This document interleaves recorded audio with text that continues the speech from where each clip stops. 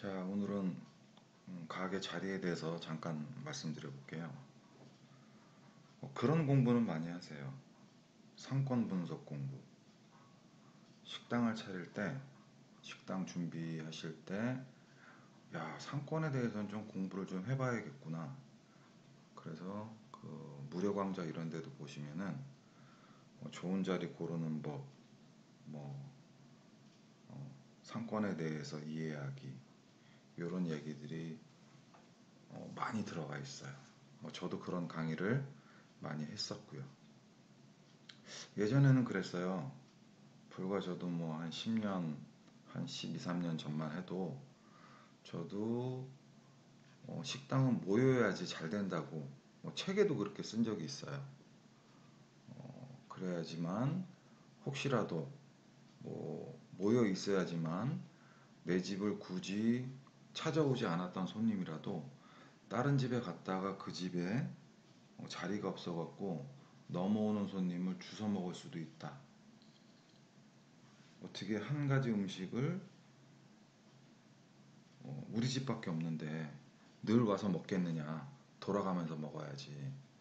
그래서 과거에는 저도 강의를 할 때 식당은 모여있는 곳으로 가세요. 여럿이 식당이 많을수록 좋은 상권입니다. 그래서 먹자 상권에, 먹자 골목에 권리금을 주고라도 들어가셔야 됩니다. 라고 말씀을 드렸어요. 지금 생각하면 참 죄송한 말이에요. 먹자 골목, 먹자 상권, 식당이 많다. 그래서 손님도 많이 올 거다. 당연히 이제 식당이 많으니까 손님의 수 자체는 당연히 정비례해서 많을 거예요. 근데 참 웃긴 게 그 많은 손님 중에 내 몫을 내가 뺏어 먹을 수 있다? 식당이 20개니까 20명의 손님이 왔을 때 한 명 정도는 내가 받을 수 있다? 나눠 먹을 수 있다? 그런 자신감은 사실은 가지실수록 식당이 망하기 딱 좋은 거죠. 나는 그런 힘이 없다. 그럴 능력이 안 된다. 라고 생각하시는 게 좋아요. 본인한테 물어보시면 알잖아요. 내가 식당 경험이 많은지, 내가 도대체 음식을 얼마나 잘하는지, 우리 집 규모는 어떤지, 우리 집 인테리어나 분위기가 어떤지, 다른 집보다 월등하게 낫다? 그러지 못할 거예요. 그러지 못한 상황에서 식당이 20개니까 20분의 1은 이 골목에 들어오는 손님이 내 몫이다? 절대 그럴 수 없어요. 그렇기 때문에 망하는 거예요. 식당이 많으면 많을수록요, 한 집에 쏠려요. 줄 서는 집만 줄 서지, 줄을 서기 싫어서 옆집을 간다? 글쎄요. 그러면 그 골목 자체가 부흥해야 되는데, 그렇지 못한 거를 실제로 많이 보셨을 거예요. 특히 관광지에 이런 식당을 가보셔도 유독 줄 서는 집만 줄 서요. 옆에는 파리가 날려도 아무도 거들떠 안 봐요. 속초 중앙시장 가셔서 닭갈비 한번 사보세요. 팔리는 집만 팔리지 그 옆에 있는 빈 가게들은, 손님이 없는 빈 가게들은 사람들이 거들떠도 안 봐요. 왜? 바로 그 집을 찍고 들어오기 때문이에요. 나는 속초 중앙시장에 가서 닭강정을 살 거면 꼭 그 집에 가서 사야지. 거기가 가는 게, 그 집까지 가는 게 내 목적이에요. 목표. 다른 집 닭강정 굳이 살 필요가 없어요. 다른 집 닭강정을 살 거면 속초까지 갈 이유가 없고요. 중앙시장까지 갈 이유가 없는 거죠. 먹자골목에 왔다. 그 먹자골목을 이끌고 있는 몇 개의 식당들이 있을 거예요. 그 식당들을 사람들도, 다른 사람들도 가기 위해서 오는 거지, 거기에 같이 묻혀져 있는, 묻어가는 식당에 야, 거기 손님 많으면 그냥 그 옆에 아무 데나 가도 돼. 그래서 먹자골목 가는 게 좋아. 이렇게 생각하고 가는 사람은 없다라는 거죠. 동네에다가 차리시면요, 주택가에다 차리시면 아파트도 있고요, 뭐 주택도 많고요, 좋아요. 사는 사람이 많아요. 상주 인구가 많아요. 상주 인구가 많으니까 야, 저 손님이 하루에 한 번만 우리 집에 와준다면, 일주일에 한 번만 돌아가면서 팔아준다면, 그럼 먹고는 살 수 있지 않을까? 이렇게 생각하는 거죠. 보세요. 식당 간판 하나, 둘, 셋, 넷, 다섯, 여섯. 지금 눈에 띄는 것만 벌써 식당이 6개예요.